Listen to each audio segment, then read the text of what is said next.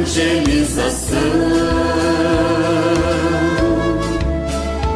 nos ensina a cantar sua canção, as maravilhas que fez o Senhor. Santo é o nome do Deus Salvador. Para as montanhas as pressas sair, com alegria sorrisos abrir. São 30 anos de história, uma história linda, cheia de amor e de fé, e de tempos dedicados à construção desse prédio. Te convido agora a vir conhecer um pouquinho dessa história.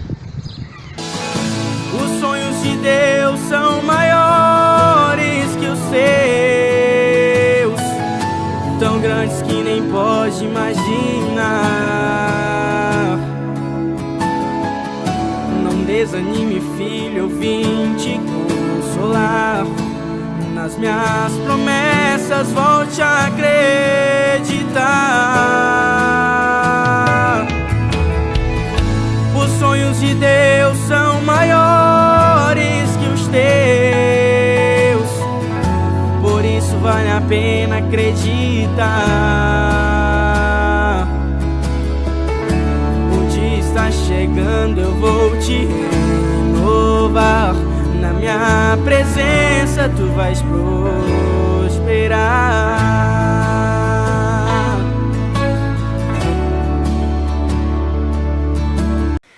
A história da Igreja Matriz tem início no ano de 1975, quando na época a jovem Salete Santana recém havia chegado na Vila Medianeira, e ela estava na casa da sua mãe, quando viu um grupo de crianças na rua, gritando e falando palavras ofensivas. Aquela cena impactou a Salete, que imediatamente perguntou à sua mãe se existia na localidade uma igreja católica. Eu sentia muita falta de ter uma igreja aqui, eu vim para morar aqui e precisava de ver uma igreja aqui. Daí eu disse para minha mãe, sabe o que é que eu vou fazer? Eu vou lá na escola, ali na escola, que era a única escola, e vou perguntar para a professora ou diretora lá qual é o padre que vem rezar, que pertence para esse lugar aqui, se é de Porto Alegre ou de Guaíba. Se a gente pedir para rezar uma missa, para quem que eu tenho que pedir, se é para o padre de Porto Alegre ou de Guaíba. E eu estava até meio deitada no sofá, olhando aquelas crianças chamando o nome e correndo lá, né? Aí eu disse para a mãe, eu estou indo lá na escola agora. E me levantei dali do sofá e vim aqui na escola. E ao chegar na escola, ela falou com a diretora e pediu permissão para que, se possível, usar uma das salas de aula para se realizar ali uma missa no domingo, para os moradores da vila e principalmente para as crianças, para que essas não ficassem vagando pelas ruas, como a cena que ela acabara de presenciar. Com a resposta positiva da diretora dando autorização, ela foi até a cidade de Guaíba, na paróquia Nossa Senhora do Livramento, falar com o padre Pedro Canizo, que na época era o pároco de Guaíba e da região, e mais uma vez a resposta foi positiva. Mas a senhora se encarrega de convidar as pessoas lá, de preparar o ambiente, que eu me encarrego de ir todos os meses. Me lembro como se fosse hoje. Ele disse, pode chover canivete, pode cair pedra, pode tudo. Eu vou todos os meses, o primeiro domingo de cada mês, vou lá rezar a missa. E a Salete iniciou a partir daquele dia uma grande divulgação pela vila, mas que não surgiu o efeito imediato. Veio só as duas zeladoras da escola, eu e a minha mãe, a minha filha, e mais umas duas pessoas. Quando o padre Pedro chegou lá, eu fiquei louca de vergonha, né? Aí foi rezada a missa com aquele pinguinho de gente. E eu, com a vergonha que fiquei, disse, padre, eu convidei, mas não veio ainda ninguém. Aí ele disse, não te preocupa, é assim mesmo, ele me disse, né? É assim mesmo, mas não vamos desistir, que vai aumentando, vai vir gente, continue convidando. E as sábias palavras dos sacerdotes se confirmaram, pois nas demais celebrações, as salas de aulas ficaram cheias, já não suportavam mais acolher tanta gente. Com as salas de aula pequenas, se iniciou a busca por um terreno para se construir uma capela na Vila Medianeira. Eu sei que não há nenhuma tribulação maior do que eu possa suportar. Mas estou cansado, Pai, preciso crer nas tuas promessas pra continuar.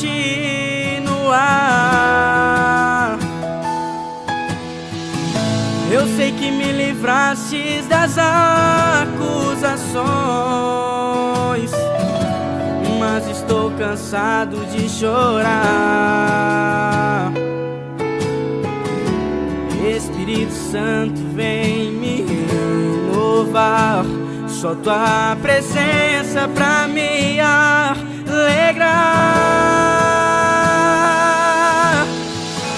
Os sonhos de Deus são maiores que os seus, tão grandes que nem pode imaginar. Não desanime, filho, eu vim te consolar.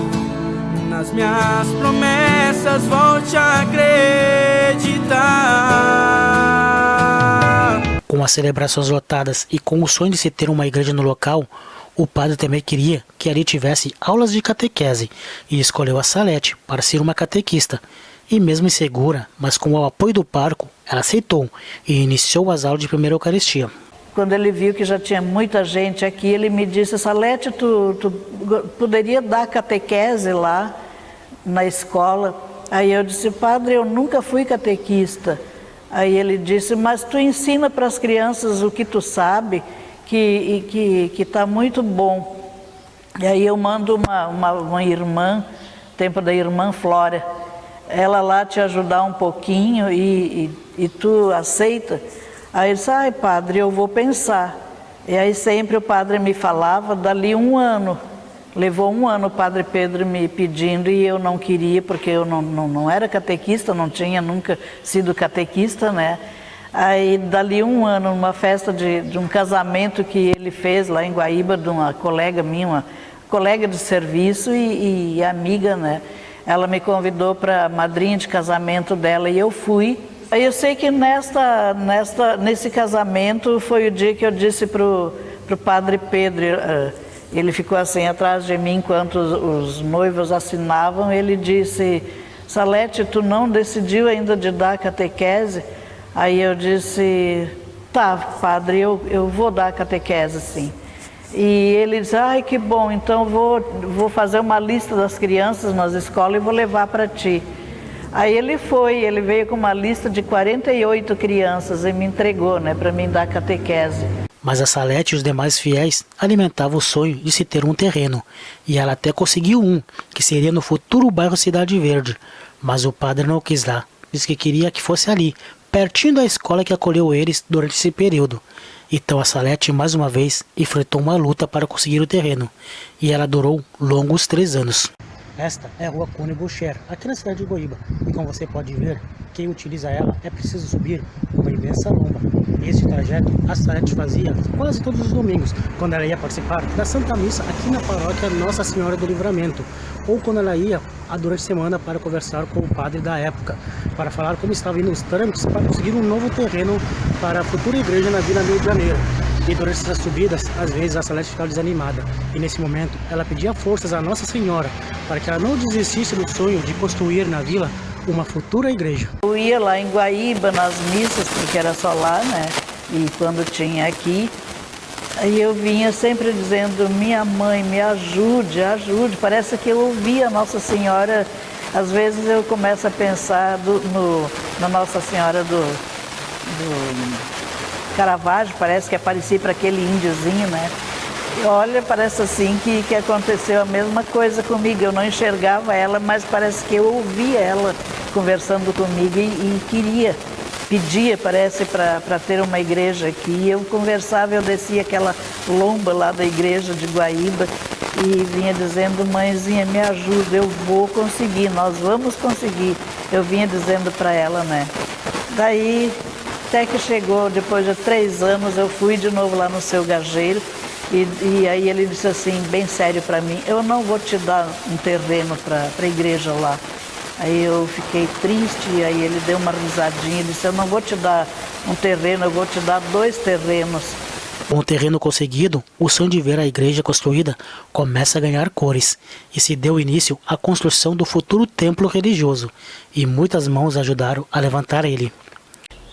Eu me lembro que eu estudava em Porto Alegre, eu chegava de Porto Alegre, almoçava, ia para uma banca que tinha lá de carpintaria, e a minha missão lá era desentortar, porque eles limpavam as madeiras e os pregos. E a minha missão era um martelinho que o meu pai, que era carpinteiro, tinha, e eu ficava lá desentortando os preguinhos, assim, batendo os pregos para ser reutilizado nas formas, né, da construção, tanto do salão, como depois ali da igreja matriz. Né? Tá aí o Valdemar ainda, que também trabalhou ali, o seu Darcy, o pessoal, que lembra disso. Eu era um piá que ia para lá, uma parte da minha tarde, né, antes de fazer os meus trabalhos de escola, dava aula particular, tudo isso, meu tempo de sobra ia para lá. A gente participou ativamente da construção da igreja, então assim, de ajudar aqui realmente a botar tijolo por tijolo, a ajudar no próprio salão a fazer.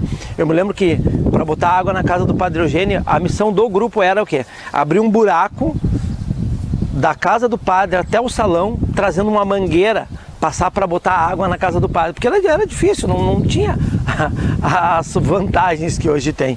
Alguns ajudaram dando o seu suor, o seu tempo. Outros ajudaram com arrecadações e realizando promoções, como os jovens da época. Sempre nos domingos à noite tinha um matiné dançante que nós fazíamos lá. Isso era um recurso para que o grupo de jovens pudesse fazer inicialmente os seus retiros, que nós já fazíamos, né, os retiros espirituais. E a gente, então, começou a ter mais recursos, e esses recursos passaram, então a gente entendeu também que havia uma necessidade da construção da capela, e se fez muitos e muitos matinés dançantes nos domingos para a ajuda daí da construção da capela, né, naquela época. E esses jovens, assim como os demais fiéis, também ajudaram a construir a futura cidade de Eldorado do Sul. Eu me lembro de participar assim, muito ativo assim, da criação do município, e o grupo estava em todas as atividades de criação do município. Né? Com a criação da igreja, né, aqui da comunidade, e exatamente dentro desta comunidade que se iniciou todo o processo de criação do município de Eldorado do Sul. Né? Eldorado nasceu, né, não dá para dizer nos porões da igreja porque não tinha porões, mas dentro exatamente da comunidade católica com a sua diretoria. Tanto que a comissão emancipacionista, ela praticamente 80% eram das pessoas que faziam parte da direção da comunidade católica. Né? Com o novo município e a construção da igreja e a participação dos jovens da época, ficou mais ativa, e eles participavam de todas as ações envolvendo a igreja e o município. Assim, também a gente tinha uma participação social assim, muito intensa. A gente ajudava muito forte nas campanhas de vacinação, campanha do agasalho, as gincanas do município, que a gente participou muito naquela fase assim, de panfletagem, de conscientizar as pessoas da criação do município. Nós ajudamos assiduamente. Assim.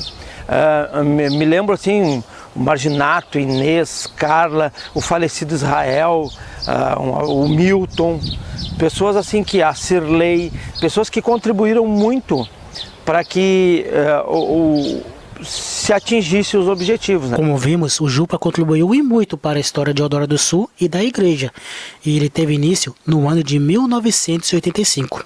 Nós, então, 4 jovens, na realidade, pensaram, né, iam à missa, e no final da missa, um dia lá com a irmã Terezinha, né, que ainda é viva, ainda, seguido fala conosco, por que vocês não criam um grupo de jovens, né? E nós, então, eu, a Carla, a Kátia e a Inês, né, organizamos e nos reunimos e vamos criar o grupo. Não tinha o nome de Jupa, né? Era um grupo de jovens e começamos a nos reunir. E ali a gente foi convidando outros jovens que participavam da missa, jovens amigos nossos que não participavam da igreja, que estudavam conosco, que jogavam futebol conosco. E a gente começou a se reunir os sábados, e foi indo, E o grupo em si, depois começou os retiros espirituais, tudo, e o Jupa tem a sua história. Um pouco desta história do Jupa e um pouco da história da paróquia, inclusive das coisas do município, estão nesse pequeno acervo aqui, que é o jornalzinho Picareta, que foi o primeiro veículo de comunicação utilizado na nossa comunidade, não era nem paróquia, né? E que a gente então escrevia assim, relatava assim as coisas que estavam acontecendo nos eventos. A gente tirava, datilografava tudo, né? E tinha uma equipe que montava e depois xerocava e distribuía, né, para os jovens e para convidar os outros jovens das coisas que se fazia na comunidade. E quem participou tem lindas recordações, pois não foi apenas um grupo que se reunia nos sábados, não. Ali se formou uma família e grandes amigos até hoje. Meus amigos, a minha vida, a minha esposa, tudo eu acho que o grupo me deu. E o Silvio também, Dom Silvio também, que eu acho que também foi um dos amigos que eu levo para a vida, feito nessa época também, através do grupo de jovens. Quem me dará um ombro amigo quando eu precisar? E se eu cair, se eu vacilar, quem vai me levantar? Sou eu quem vai ouvir você quando o mundo não puder te entender. Foi Deus quem te escolheu pra ser o melhor amigo que eu pudesse ter. Amigos pra sempre são amigos que nasceram pela fé. Com a escolha de Nossa Senhora Medianeira para ser a padroeira, uma imagem da protetora foi doada pelo pai do Padre Messa, e como ainda não havia uma igreja ali, a imagem precisava ficar em algum lugar, e a família do Marginato foi escolhida, pois ela ficava perto da futura igreja. Que cada vez que dava temporal, a única parte da casa que nós tínhamos uma laje em cima era o banheiro da nossa casa. E a nossa casa não tinha forro. E daí o que fazia? O pai, com medo de que desse uma chuva de pedra e atingisse a única bem que a gente pensava assim que era de um valor inestimável, era a imagem de Nossa Senhora. E o pai pedia para mim ficar com a Nossa Senhora, eu ficava no banheiro com a imagem de Nossa Senhora até que passasse o temporal e a Nossa Senhora ali protegida, porque em cima era a laje, né? Então ele tinha medo que podia destelhar a casa, cair alguma coisa e atingir a imagem da Nossa Senhora. E Dom Silvio, que na época era seminarista e realizava sua pastoral de final de semana aqui, também teve uma ligação forte com a imagem e com a família do Marginato. Ficar hospedado na casa da dona Blondine do seu Torres, do Marginato, e de ser a casa hospedeira da imagem na época de Nossa Senhora Medianeira. E nós vínhamos sempre da casa para a missa carregando a Nossa Senhora nos braços. Lembro disso e hoje diria que as coisas inverteram bastante, porque eu me sinto carregado nos braços por Nossa Senhora, sou muito agradecido. Na minha história vocacional, especialmente o chamado a bispo se deu num contexto especialmente mariano. E no ano de 1990, a paróquia Nossa Senhora Medianeira foi então criada e se iniciou as missas no prédio religioso. E nessas 3 décadas, a paróquia já contou até o momento com 6 párocos e todos eles têm uma ligação muito forte com a cidade e com os paroquianos. E aqui eu fiz um pouco essa experiência, né? Em especial a partir das enchentes.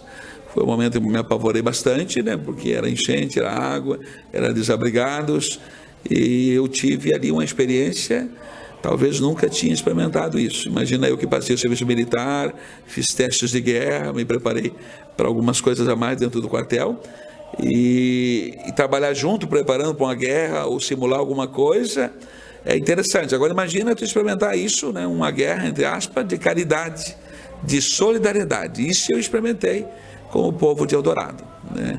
Momento algum eu disse precisa fazer sopão, levar roupa, ajudar o pobre, ajudar o necessitado, o desabrigado, né? E nós fizemos essa experiência junto. E no primeiro momento foi realmente um abandonado para nós, mas nós abraçamos juntos. E não foi uma enchente, foram 3, né? Eu fiquei só 3 anos e meio, experimentei 3 enchentes, e uma delas, uma das maiores, comparada de 42, é de 67, né? Muito grande. Então, foi uma experiência de muito abandonado, mas abraçado junto.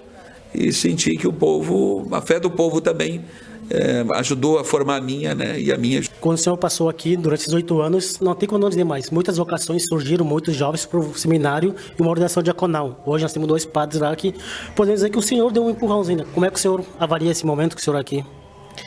A vocação é chamado de Deus e resposta, né, que se dá. E Deus tem o seu período, o seu projeto, o seu plano, e nós vamos colaborando. É assim que funciona a vida cristã. E creio que muitas vocações surgirão ainda. É obra do Espírito Santo e nós confiamos e rezamos para isso cada dia. Eu lembro muito as festas das comunidades que eram diversificadas, desde a Nossa Senhora de Lourdes até a comunidade de Nossa Senhora de Fátima, a Nossa Senhora Aparecida, a entrada das comunidades dos assentamentos que aconteceu no meu tempo.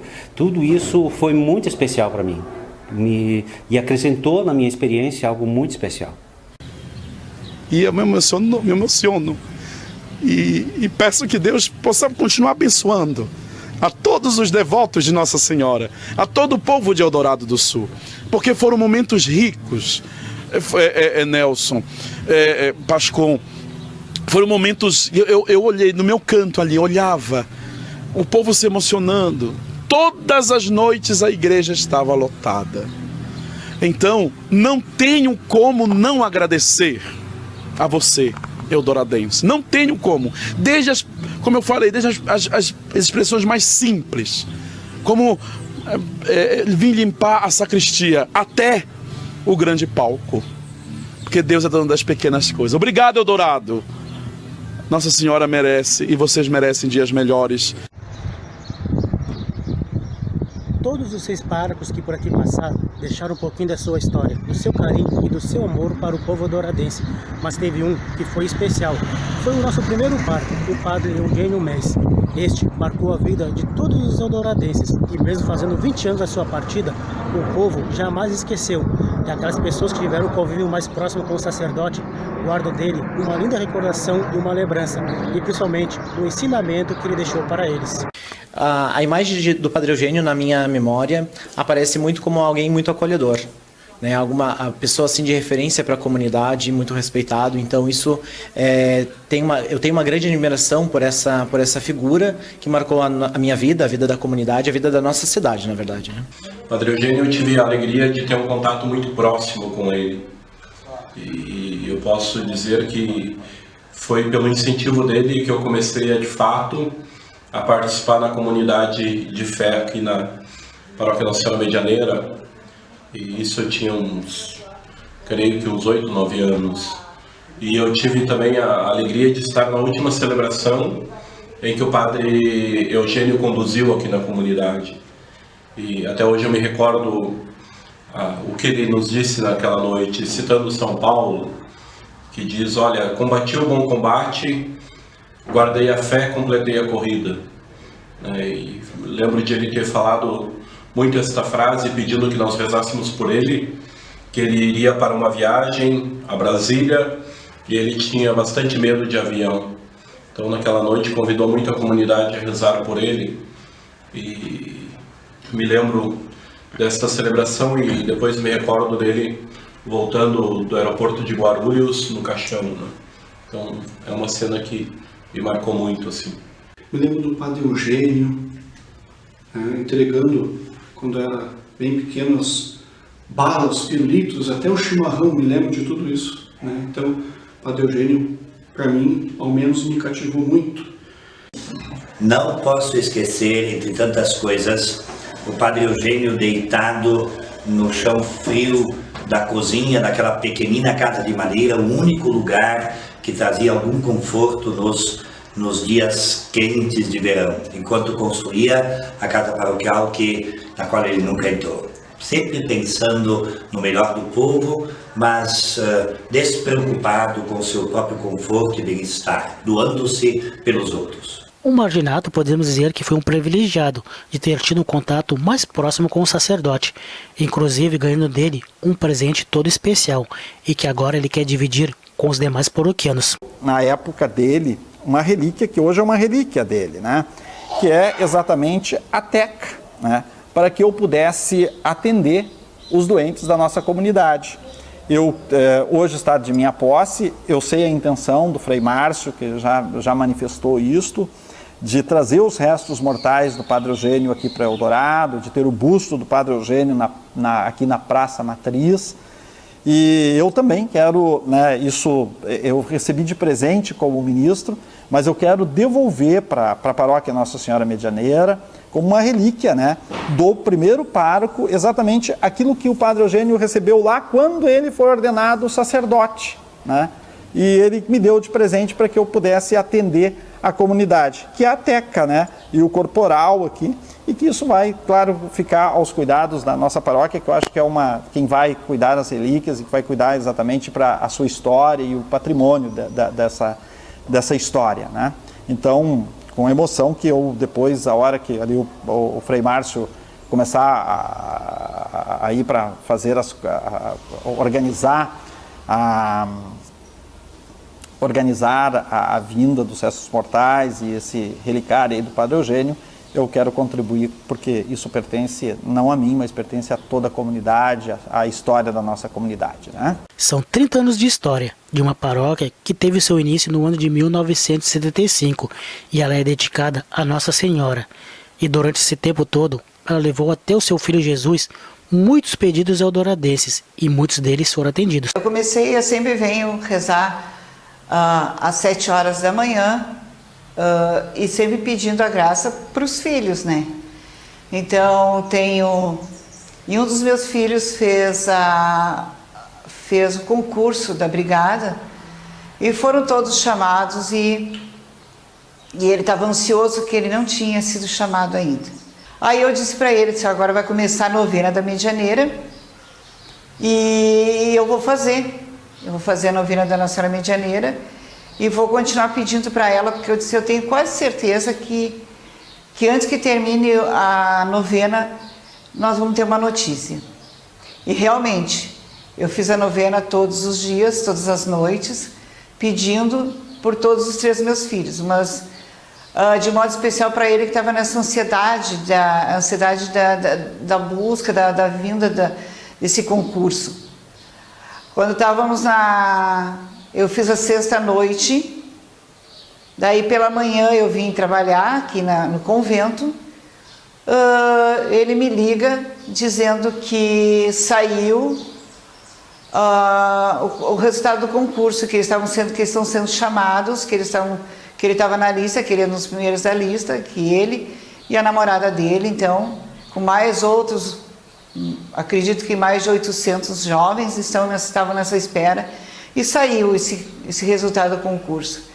E daí nós dois chorávamos juntos e diziam que realmente foi um dos milagres de Nossa Senhora, e eu tenho certeza que foi.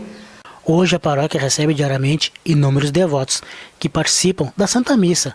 Alguns estiveram afastados por algum tempo e agora retornaram, o que deixa todos muito felizes, e principalmente os frades carmelitas que estão cuidando espiritualmente da paróquia.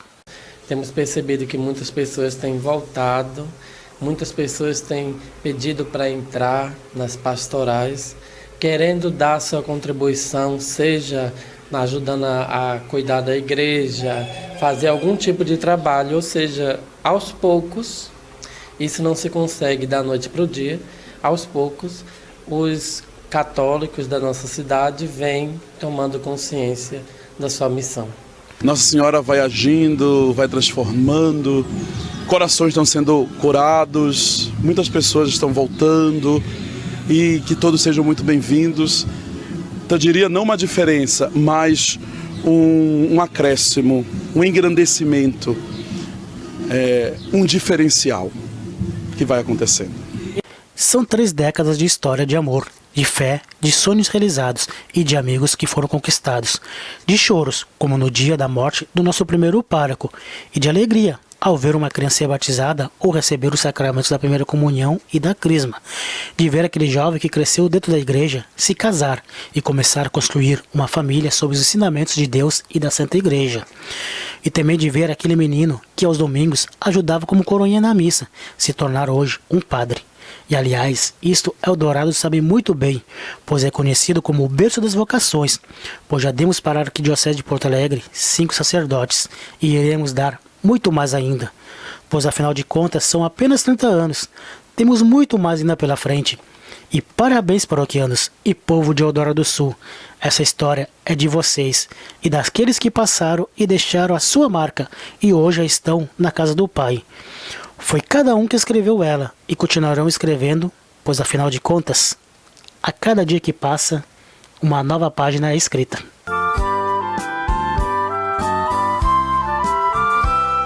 Ó Mãe, por intermédio do teu nome, queremos nossos dons oferecer. O povo não tem pão e passa fome, espera nossa oferta acontecer. Maria, medianeira divina, se pede seu Jesus atenderá. Repete o teu apelo maternal, assim como nas bodas de Caná.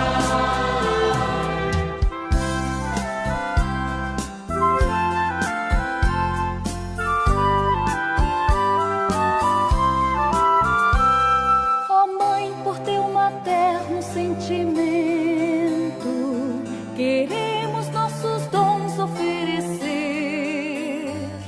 O povo não tem vinho, está sedento, espera nossa oferta acontecer. Maria, medianeira divina, se pede seu Jesus atenderá. Repete o teu apelo maternal, assim como nas bodas de Caná.